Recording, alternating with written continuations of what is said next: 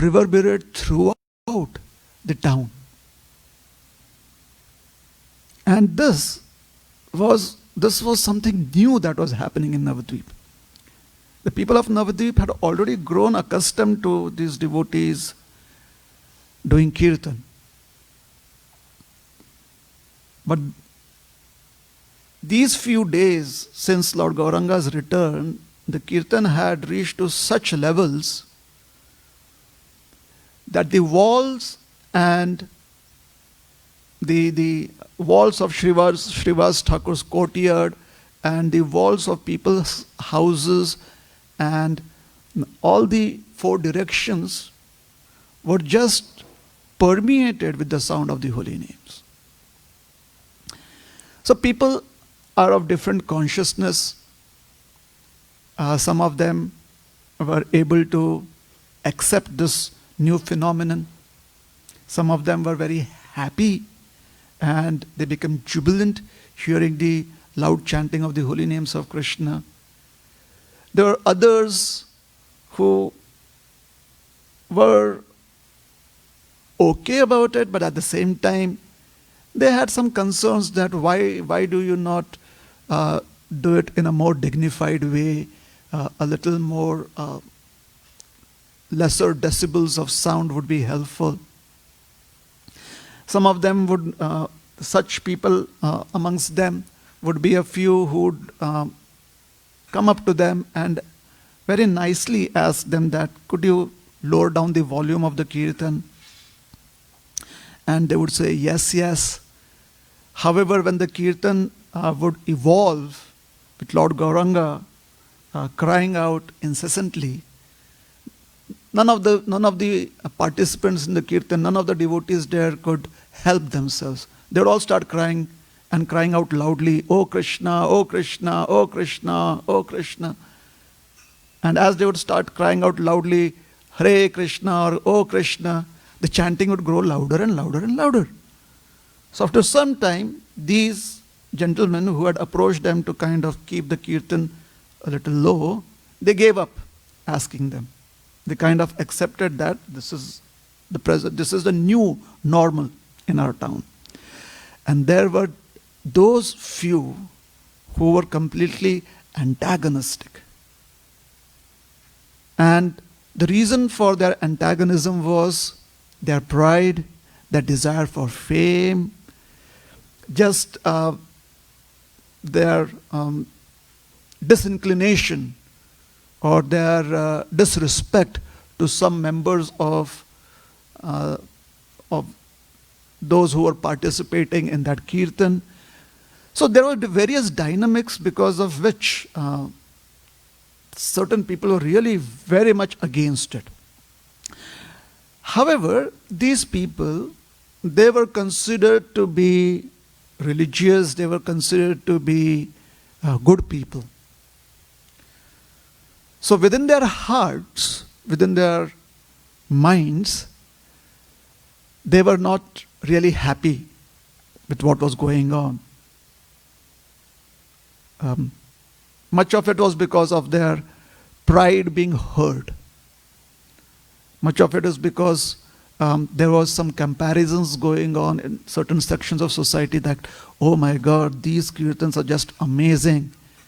And this particular section of society that was interested in increasing their own self-worth, their respect, their self-respect, rather their pride, not self-respect, but pride.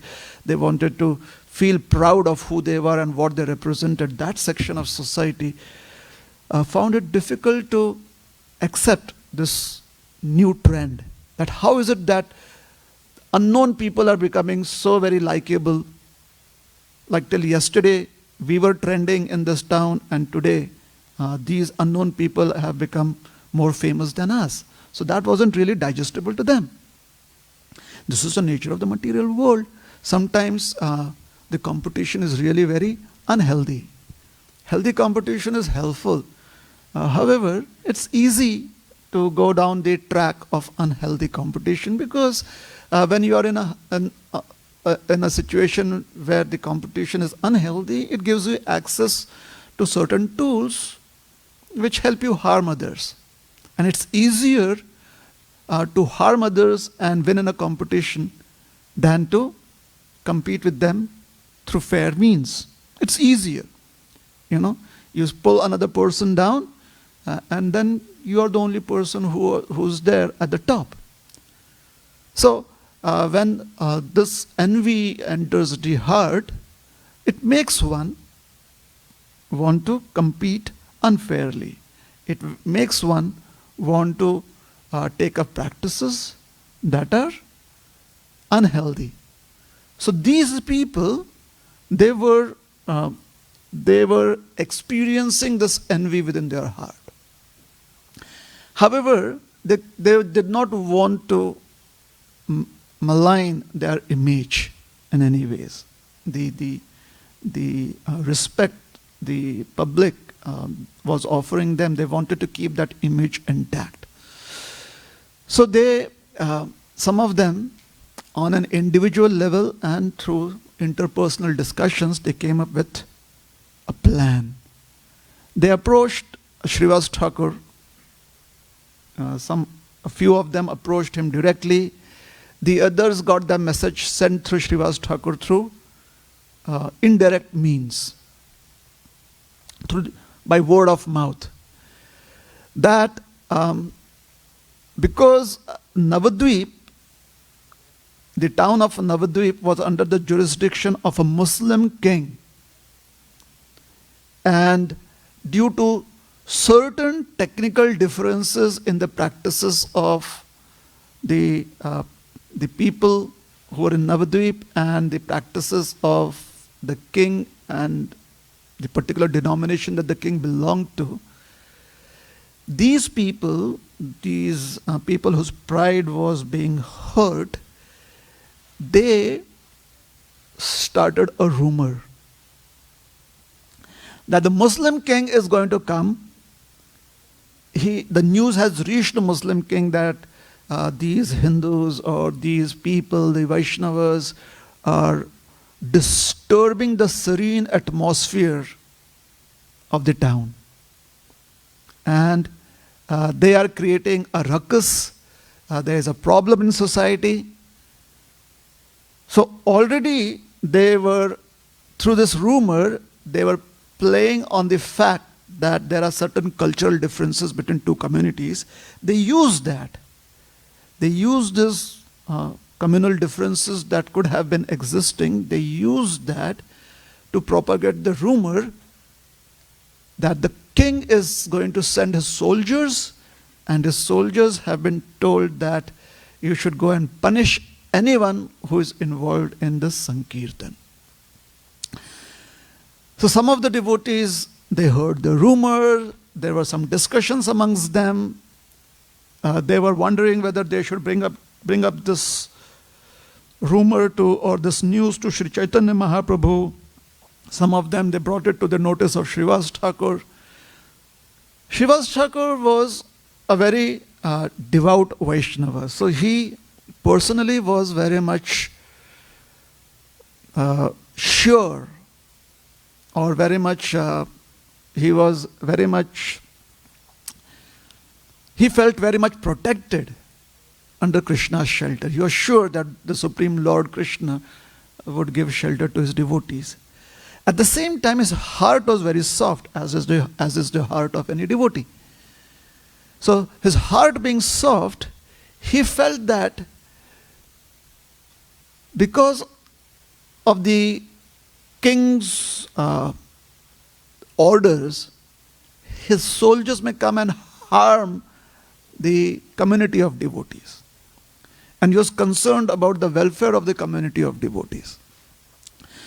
So, out of his intense concern for the welfare of the devotees, and not knowing where else he could go and seek shelters, so he sought the shelter of the Supreme Lord. So Srivas Thakur went into his temple room and started praying to Lord Narasimhadev. He started chanting prayers of glorification to Lord Narasimhadev, specifically calling upon the Lord to offer his shelter and protection to all of his devotees. And he became so involved in that he completely lost awareness of where he was, and he started calling out to Lord Nrsimhadev in a very loud voice. And he was in his temple room. So as he was shouting out loudly, some of the people in his house, they realized that he was in this trance, he was in this deep mood of seeking the Lord's blessings. So they went and they shut the doors of his house and the doors of his courtyard so that the noise could be contained. It's like keeping Srivas Thakur in isolation. The noise could be contained. They tried to do that. And all of a sudden, it was like some Telugu movie. All of a sudden, the hero, he crashes open the door. The doors just fly open. And the hero enters. And who's that? Lord Chaitanya. He kind of kicks the door open, enters the courtyard, rushes in. Everyone is shocked. What happened to the doors? It's a big, cracking noise. And then he goes and he kicks open the door of his house and goes into his temple room. And he stands right next to Srivas. And Srivas is intensely praying to Lord Nrsimhadev. He says, "Oh Srivas!"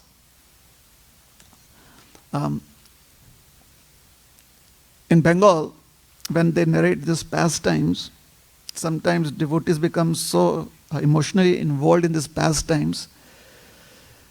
The way Lord Chaitanya calls out to Srivas, according to their rendition, is like, "Oh Srivasiya!" Lord Gauranga says, "Oh Srivasiya!" Other times Lord Gauranga would be, "My dear sir," because he's an elderly person, much older than Lord Gauranga. But today he's like, "Oh Srivasiya, oh Srivas." Who are you praying to? The person that you're praying to is standing right in front of you. So why are you not noticing me? Here I am. You called out for me. I came here. I descended into this world. Here I am. Look at me, Srivas. I shall give you protection. This is me. And Srivas Thakur, that the voice of Lord Gauranga, it pierces through his trance, and his eyes they open up. He looks at Lord Gauranga, and that Lord Gauranga reveals the form of Nrsimhadev to him. He can see Lord Nrsimhadev in front of him, alive. This is live transmission going on. Lord Gauranga has the face of a lion. His eyes are blazing. His mane is flying in all directions. He has the neck of a lion. He has the chest, the arms, the waist, and the legs of a human. He is holding his weapons in his hands, and he is looking down at Srivas. And when Srivas Thakur sees Lord Nrsimhadev right there in his temple room,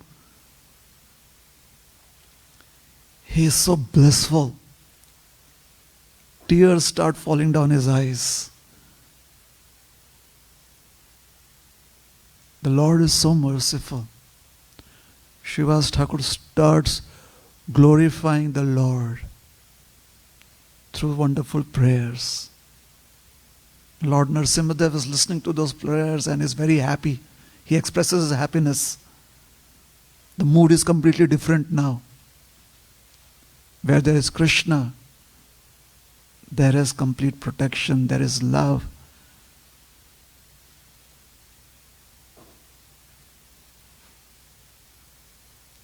When Lord Gauranga hears Srivas Thakur glorifying him as Nrsimhadev, Nrsimha, he blesses him. And then he tells him, go get all of your family members. I want to bless them too. So all of his family members come into that temple room.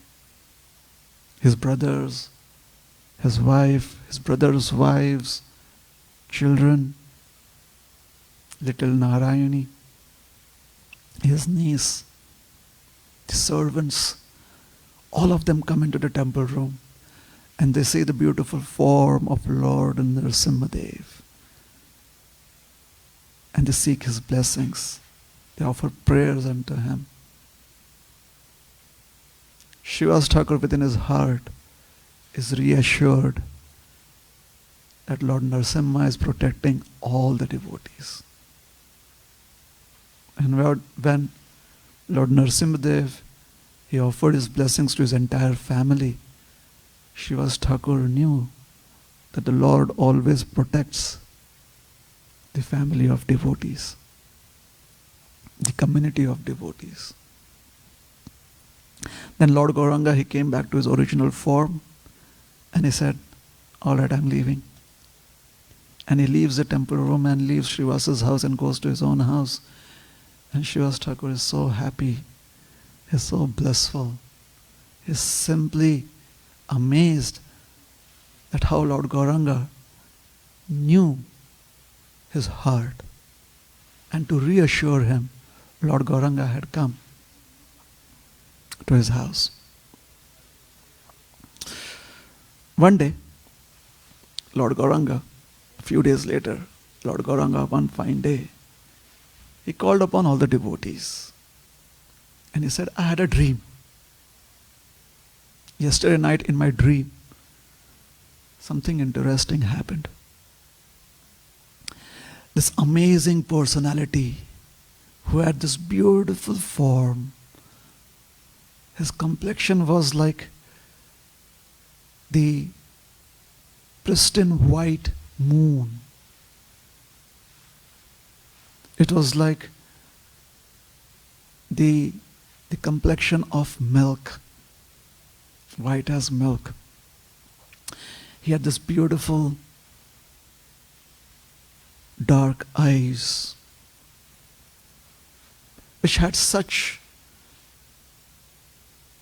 they were so bright and lively, and there was such mercy in those eyes. And he had this beautiful locks of curly black hair. His nose was royal to look at. He had this enchanting smile. His frame was very powerful. He was on a chariot. He had a blue dhoti and a blue uttari and upper cloth. With one hand, he had the reins of the chariot, and on his other hand, he had a plow. His eyes were intoxicated with love. And he was looking around, and he was smiling and laughing. And when I saw this form, I felt such happiness within my heart. When I saw this form in my dream, I felt I knew this person. I felt such love for this person. And the person, he looked at me. He looked around. And he was asking the passers-by, where is the house of Nimai Pandit? Where is the house of Nimai Pandit? And then he looked at me and he smiled and he said, you and I, we are brothers. Very soon we shall meet. And I'm waiting for that moment when we shall meet each other. And then I woke up from my dream. I feel there is a very great personality who could be visiting our town. Everyone was very excited. Everyone was talking, who could this person be? Could this person be a king? Could it be a demigod? Someone said, maybe it is Lord Balaram. Somebody else said, maybe it is a mystical personality, a great mystic. We are so fortunate that if we have this great personality visit our town would be blessed. After some time, Lord Gauranga, he called for Srivas Thakur and Haridas. And he said, I have a feeling that this person has already come to our town. But he doesn't want to reveal his presence. Please go and search out for him. Srivas Thakur and Haridas Thakur, they accepted this request that Lord Gauranga had made of them. And they went about looking throughout the town. They looked into the shops, they looked into in the marketplaces, they went knocking on doors of houses, asking people, have you seen somebody who looks like a king, wears blue cloth, has a plow, enchanting smile? And people are like, some of them are like, you're talking all crazy, but we like your crazy talk. The way you describe this personality, even we want to meet this person. So they spent the entire morning trying to search out for a person about whom they only had some description that had been given by Lord Chaitanya. They did not have a picture or a painting. They had nothing that could help them. By afternoon, they come back to Lord Gauranga and they say, by late morning, they come back to Lord Gauranga and they tell him that we looked in every nook and corner, but we could not find any great personality. Lord Gauranga started smiling and he said, I know.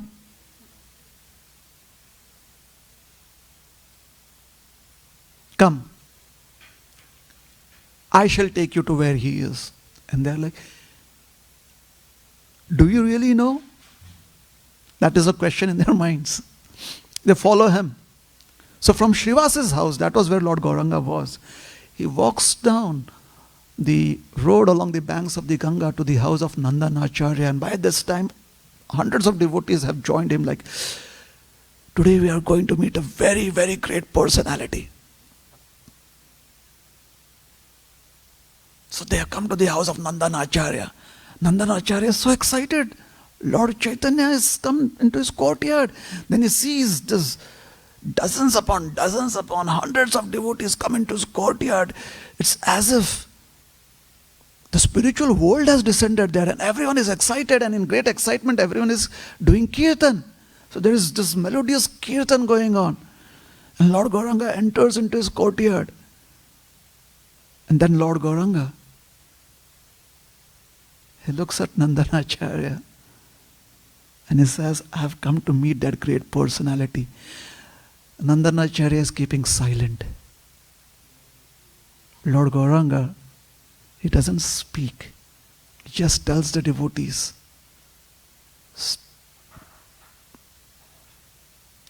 continue on doing kirtan. So ecstatic kirtan starts happening. Loud chanting of the holy names. People are so engrossed and so involved in chanting the holy names. They're so happy just being there with Lord Chaitanya, chanting the holy names of the Lord. And as this tumultuous kirtan rises up into the heavens, a beautiful personality appears from the inner rooms of Nandanacharya's house into the courtyard. This personality is swaying this way and that. He has this amazing smile on his face. His eyes are rotating up and down as if he's completely intoxicated. He's swinging his arms and he's dancing, he's swaying, he's completely engrossed in the chanting of the holy names of Krishna. And then this personality sees Lord Chaitanya. Everyone else is looking at this beautiful person. They cannot take off their eyes of this person. And this person cannot take his eyes off Lord Gauranga. He's stunned. He practically stops breathing and falls down to the ground unconscious. All life symptoms seem to have left him. This is a big shock for everyone. But because Kirtan is going on, they are in shock. Still their tongue is chanting the holy names. An amazing phenomenon. Lord Gauranga, he looks at Srivas Thakur and he says, glorify Krishna. Srivas Thakur immediately understands the heart of Sri Chaitanya Mahaprabhu. He understands the desire of Sri Chaitanya Mahaprabhu and he starts glorifying Krishna as has been described in the pages of Srimad Bhagavatam in the 10th canto. Baraha pidam natavaravapo karnayo karnikaram bibhradvasa kanakakapisham vaijayantim chamalam randhran venoradhara sudhaya purayan gopavrindair vrindaranyam swapadaramanam pravishad gita kirti. When this personality hears this beautiful prayer that describes Krishna entering into the forests of Sri Vrindavan Dham. So Krishna, he has these very different desires. He's like, Krishna is a very flamboyant person, especially in Vrindavan. So when he has to go into the forests, he decides to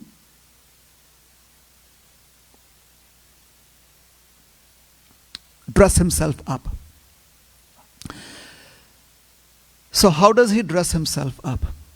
First of all, Krishna looks at his peacock feather that is there in his cabinet. He glances at his peacock feather, and the feather it glistens with such brilliance, and he picks up that peacock feather. Baraha. He picks that peacock feather and he puts it in his turban. And he puts it in such a way that the peacock feather appears to be like sheer lightning passing through the turban, which is like a cloud. Baraha Pidam. Just by looking at that peacock feather, somebody can be completely enamored of. A devotee's heart would completely be lost. Just looking at the peacock feather of Krishna. And Krishna knows that. Therefore he picks it up with his own lotus-like fingers and he places that Baraha in his turban on his head. So he has a turban on his head. But he is not just happy with the turban. So he has to have that peacock feather, and he places it in such a way that the feather is kind of slightly leaning towards his eyes. He doesn't put it up straight. He doesn't want to be a king. He wants to be a very colorful, flamboyant person. So he does like that. Baraha Pidam. Natavara Vapu. And now, having placed that peacock feather, Krishna is completely, he has he's completely sure as to what would be his get-up. He decides on the profile of a dancer. So that is how he's going to decorate himself now. Now imagine a man who wants to do ballet dancing. If you know what's ballet. It's very graceful. Now typically a lady and grace go together. But a man doing that requires a lot of practice. Therefore, typically, we don't find men dressing themselves as a dancer.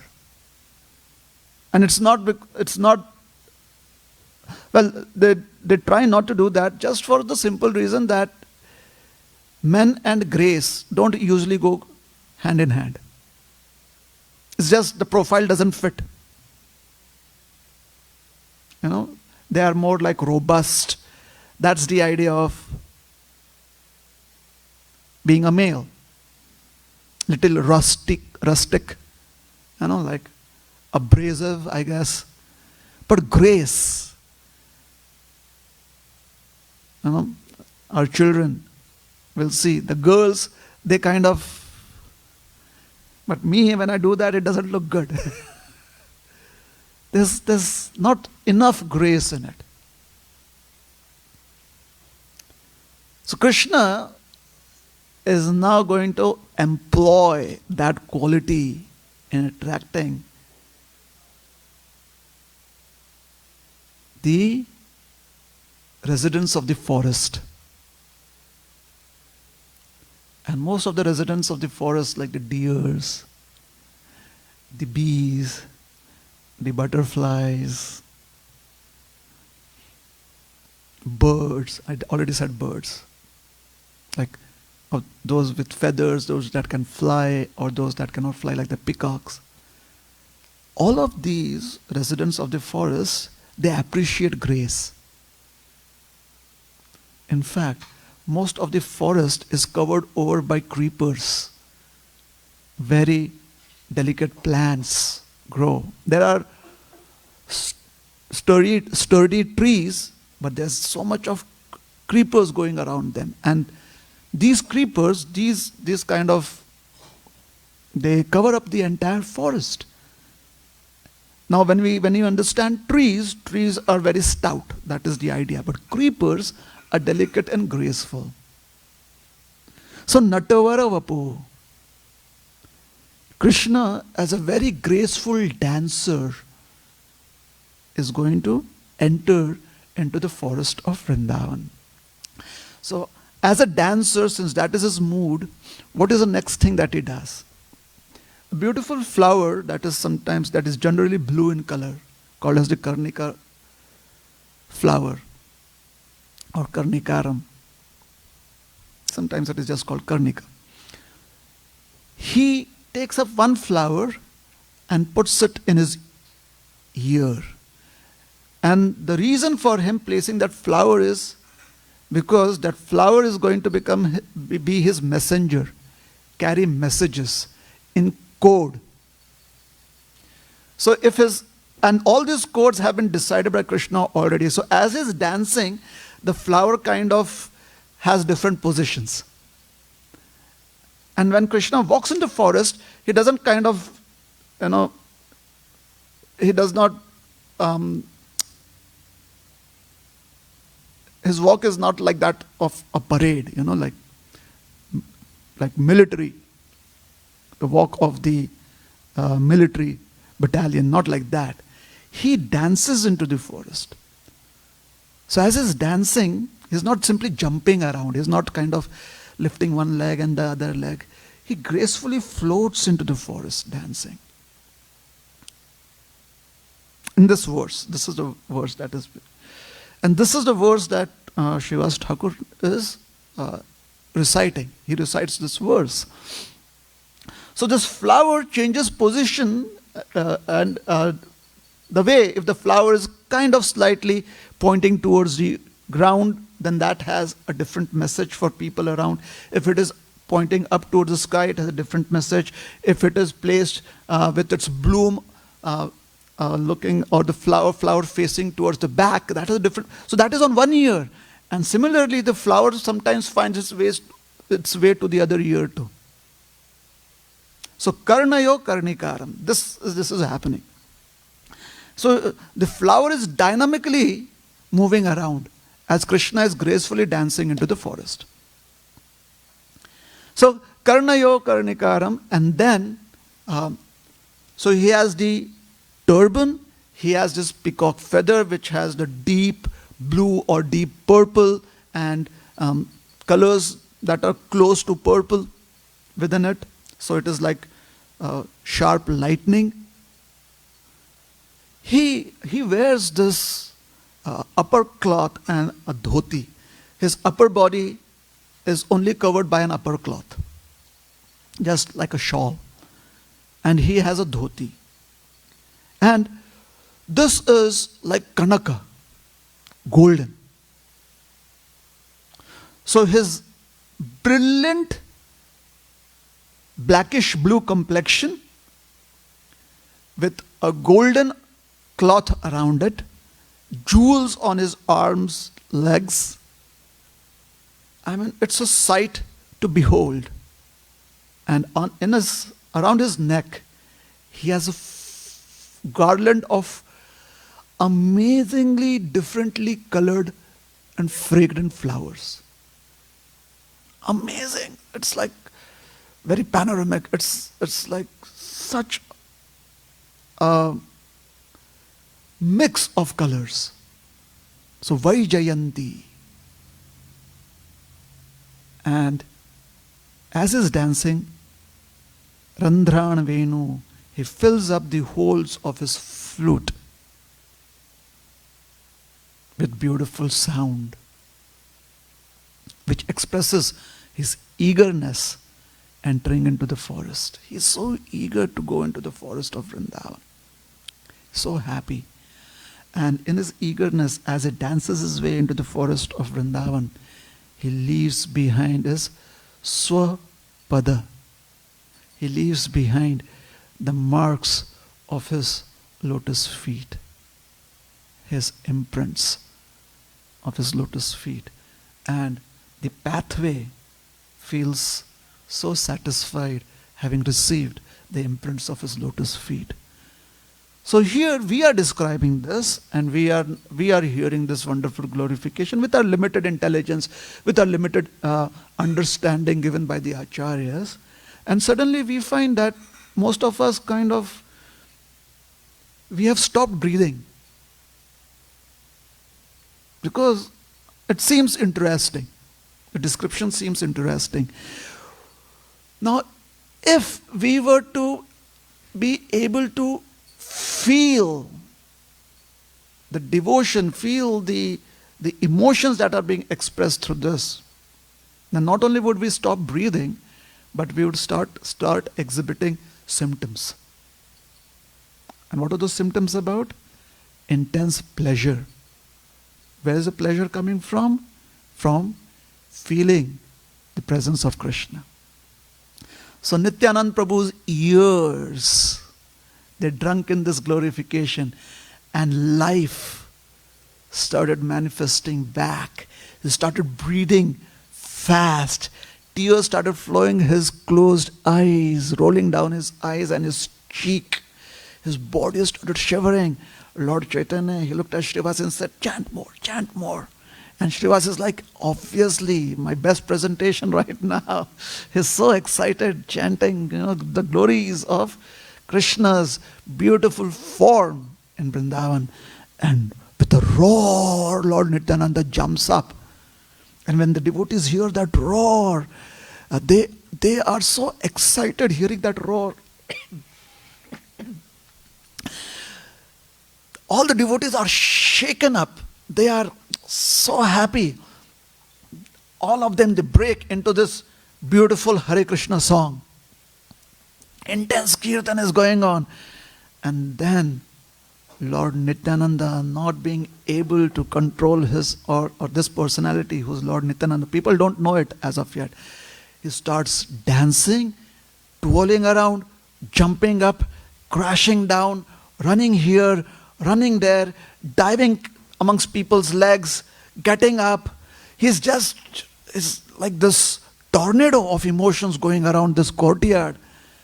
And people are happy at the same time. It is unexpected, so they do not know how to respond to it. So when he's diving around or when he's jumping up, their hearts stop.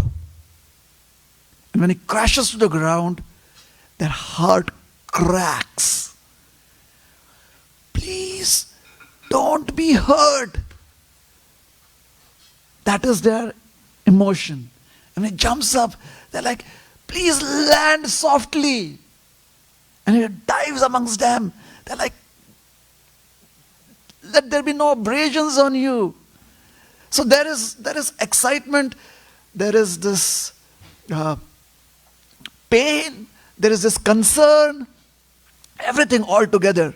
So the devotees really don't know what to do because there are so many emotions going on within them, they go crazy. So the entire atmosphere goes like really very crazy, very intense with devotional fervor, and Nityanand Prabhu is like the icing on the cake. He is having a beautiful time. The devotees are tired by now. Nityanand Prabhu doesn't show any sign of being even a little bit tired. They all look at Lord Gauranga, please help.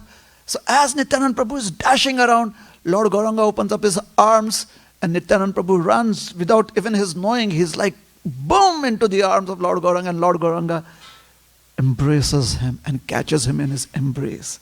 And as Lord Gauranga embraces Nityananda Prabhu, Nityanand Prabhu falls into his arms limp. And Lord Gauranga is holding him and Nityanand Prabhu is in his arms. He is completely still. His body has gone limp. The only part of his body that is still very excited are his eyes, because his eyes are showering torrential tears down his cheeks. His entire body gets drenched with those tears, and through those tears, with open eyes, he's just looking at the beautiful face of Sri Chaitanya Mahaprabhu. He's looking at Sri Chaitanya Mahaprabhu's face up close. And Lord Gauranga is looking at him. And then Lord Gauranga, he lets go of him. He looks around at all the devotees. He encourages them to begin chanting. And then he starts dancing. And when he starts dancing, Nityanand Prabhu goes crazy to the power of X. That dance was never ever seen before. Two crazy personalities, completely intoxicated in love of God, completely mad hearing the holy names of Krishna, with absolutely no concern of who they are, where they are, no idea of their surroundings, and at the same time, both of them are the supreme lords with supreme power. This was a powerful kirtan and dance. Finally, the devotees within their hearts, they call out to the Lord, please stop, we are no longer able to bear the intensity of this amazing performance. So Lord Gauranga, he holds on to Nityananda Prabhu and both of them stop. The devotees heave a sigh of relief. We still have our hearts pumping. We are still alive. They are so happy. Lord Chaitanya, he looks at this personality and says, my dear sir, you seem to have such divine lakshanas, such divine symptoms. Who are you and why have you come here? Lord Nityananda says, I'm a crazy man. I was traveling all over India, visiting all the temples, and whichever temple I would visit, I would just see the altar, but I would not see Krishna. Every temple I visited, there was no Krishna on the altar. I asked the people around, where is Krishna? Where is Krishna? And everyone just told me the same thing. They said, Krishna, he is in Bengal. Krishna is in Navadvip. Sometime back he was in Gaya, but now he is in Navadvip. So I gave up my travels and I ran back to Navadvip, and here I am. And now I've seen Krishna. They were true. This is where Krishna is. Lord Gauranga, he somehow or the other just covered up that understanding of people. People kind of heard it and did not hear it. And then he asked him, what about your birth? And who are your parents? And where all did you travel? And they realized that this person is known as Nityananda. And he is a disciple of Madhavendra Puri. So Lord Chaitanya, he says, okay. He calculates in his mind. I am a disciple of Ishwara Puri Maharaj. Ishwara Puri Maharaj is a disciple of Madhavendra Puri Maharaj. And tomorrow is going to be Vyasa Purnima. This is a good opportunity to worship the spiritual master who is a representative of Vyasadeva. So he turned towards Lord Nityananda and he said, tomorrow on Vyasa Purnima, we want to do your Vyasa Puja. And Nityananda Prabhu is already in a different mood. He is like, all right, okay, I agree. Everyone is going, Hari Bol, Hari Bol. So Lord Chaitanya, he looks at Nityananda Prabhu and he says, thank you for agreeing to this proposal. However, where would you want this Vyasa Puja to be performed? Nityananda Prabhu with a naughty glint in his eyes, he looks around and his eyes fall on Srivas Thakur. He catches hold of Srivas Thakur's hands and he says, at his house. And Srivas Thakur is so excited. He's like, wow, I'm so fortunate that I'm going to have this wonderful celebration at my house. Lord Gauranga said, all right. So let us go to his house today and we shall see what preparations. And Lord Chaitanya, he asked Srivas Thakur, is this all right with you? I mean, at such a short notice. And Srivas says, don't worry. I have everything that is necessary for the ceremony. I have ghee, I have milk, I have cotton, I have cloth, I have a Vyasasan, we have flowers, we have all the other ingredients. Everything is ready. All I need is to find the book that gives particular technical details about how and the ceremony has to be performed and what are the steps. I will go through it today evening, and tomorrow we are ready to perform the Vyasa Puja. We are ready to do it. Lord Chaitanya says, perfect. So he takes Lord Nityananda to Srivas Thakur's house. Because he said, so he wants to show him around the house. Are you sure this is the place?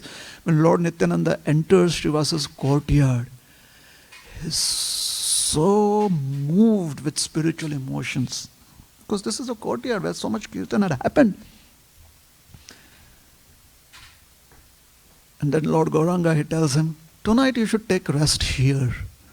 And Nityananda Prabhu says, okay. Advaita Acharya, he comes up to Srivas Thakur and says, do you know who this person is? what his background is? And Srivas Thakur is, I don't. Advaita Acharya says, And Srivas says, nothing. That night Lord Nityananda is sleeping and suddenly he wakes up with a loud roar. This really loud sound. Krishna! It's like roars out. Everyone wakes up like, what happened? And he gets up from his bed, picks up his danda, breaks it. His sannyas danda. He had a sannyas danda. He breaks that sannyas danda and he has a kamandalu, his water pot, a sannyasi's water pot. He takes that and he breaks it into pieces, throws it onto the ground, goes off to sleep. Srivas Thakur and his brother Ramai Pandit. What's the noise about? They come into the guest room. There they see the sannyasi sleeping. Then you see the danda broken. They're like, oh my God, a sannyasi's danda, if broken, this is like a great calamity. A sannyasi's danda should never be broken. Like in 2020, none of us really know and understand it. But in the 1500s, it was a big thing. Sannyasi's danda broken, my God. Pralay. That is how it was considered to be. And kamandalu broken, my God. There could be misfortune falling upon us, falling upon the house. Nityananda Prabhu is like deep sleep. So the Srivas Thakur and his family, his brothers could not sleep. They're sitting quietly, wondering what should be done, what can be done. And as soon as there's daybreak, Ramai Pandit, he asked Srivas Thakur, what should we do, His danda is broken. It's like a sannyasi's life is finished. What should be done? Srivas Thakur says, I don't know. Let me go and ask the person who asked him to stay here. So Srivas Thakur goes to the house of Chaitanya Mahaprabhu. He says, Gauranga, Lord Gauranga, this is what happened. Lord Gauranga comes to his house, Srivas Thakur's house. Nityananda Prabhu is still in deep sleep. Lord Gauranga says, all right, let us wait. Within his heart, Nityananda Prabhu realizes, my Lord is here. And that is when he opens his eyes and sees the beautiful form of Lord Gauranga. Lord Gauranga very casually says, did you have a good sleep, Gosai? Oh sannyasi, did you sleep well? Nityananda Prabhu simply smiles. There's no talk about the danda. Some pleasantries are exchanged. And then Lord Gauranga says, let us prepare for the Vyas Puja ceremony. Let us go to the banks of the Ganga. You should take your bath there. And the morning, ablutions and all of that. Let us take care of that. Nityananda Prabhu gets up. He picks up his broken danda. And he walks with his broken kamandalu pieces. He walks to the Ganga. Everyone is quiet. No one says anything. Nityananda Prabhu is ecstatic. He has no idea what he's doing. So he keeps his danda there by the banks of the Ganga. He keeps his kamandalu. And he looks at Lord Gauranga. Lord Chaitanya picks up the broken danda and he offers it to Mother Ganga. Mother Ganga, through her waves, she embraces that danda and she takes it within her bosom. The danda merges into the Ganga. Then Nityananda Prabhu, he comes in, he kind of has the mood of a cowherd boy.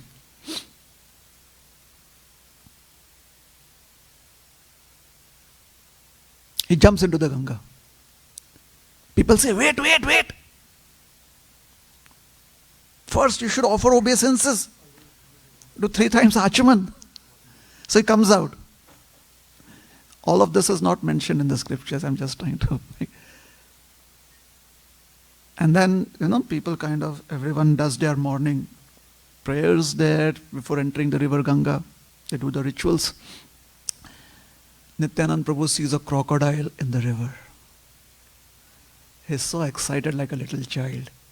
He starts running down the bank as the crocodile is swimming. He runs along the bank with the flow of the river and with the crocodile swimming downstream. And at a particular moment, from a little high ground, he jumps into the Ganga wanting to catch the crocodile. Srivas Thakur sees that. He goes, hi, alas, alas, alas, alas. Lord Chaitanya, he says, what happened?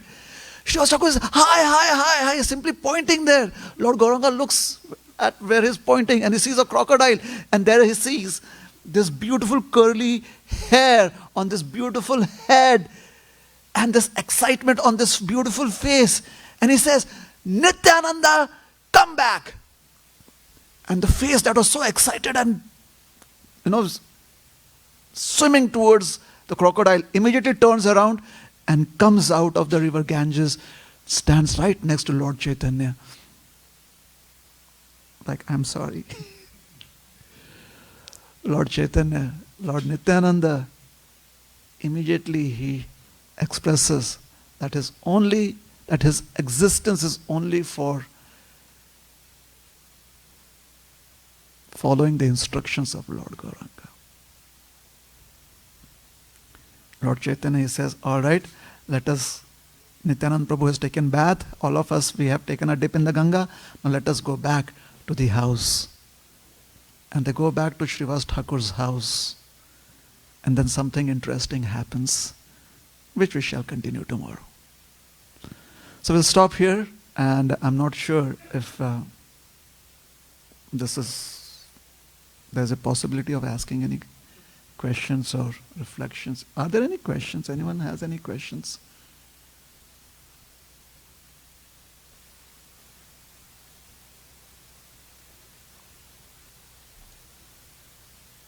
Namavrata Prabhu, anything online? Any questions online?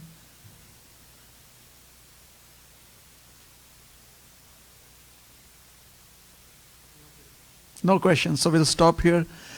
Thank you very much. And tomorrow we'll continue with further narrations of what happened at the house of Srivas Thakur at 7:30 in the evening. You have a question?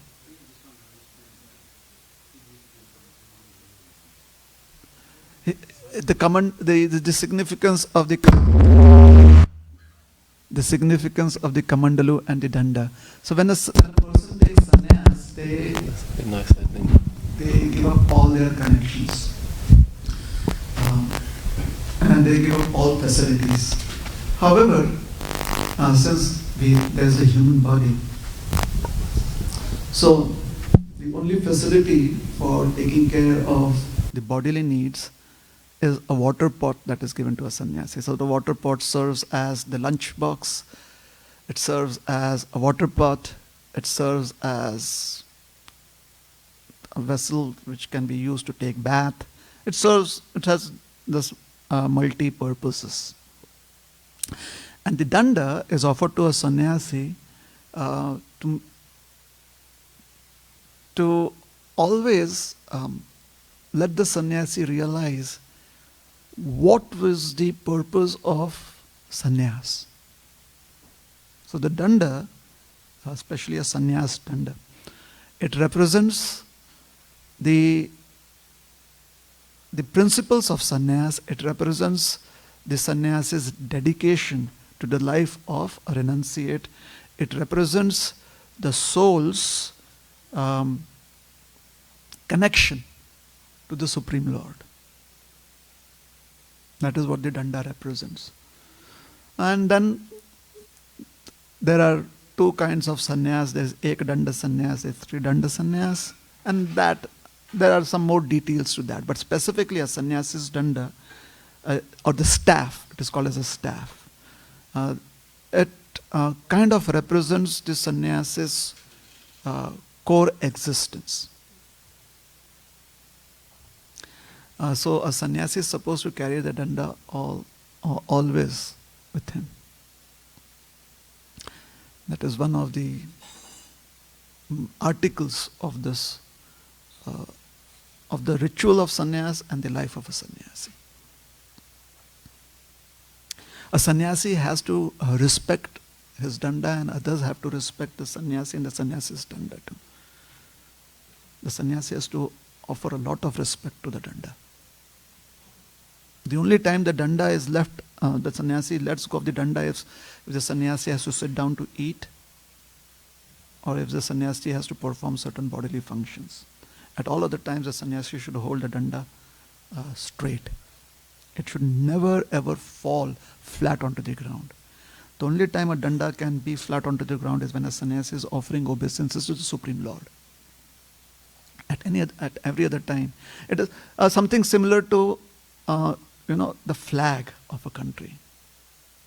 The person who carries a flag of the country, the flag should never ever fall onto the ground.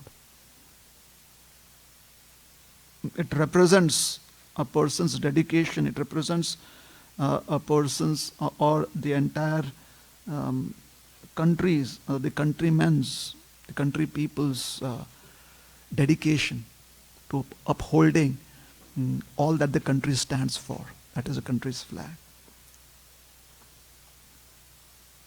Is that all right? So that is the Kamandalu and the Danda. So we'll stop here. Thank you very much. Hare Krishna. Srila Prabhupada ki Jai, Shri Gauranga Mahaprabhu ki Jai, Gaura Bhakta Vrinda ki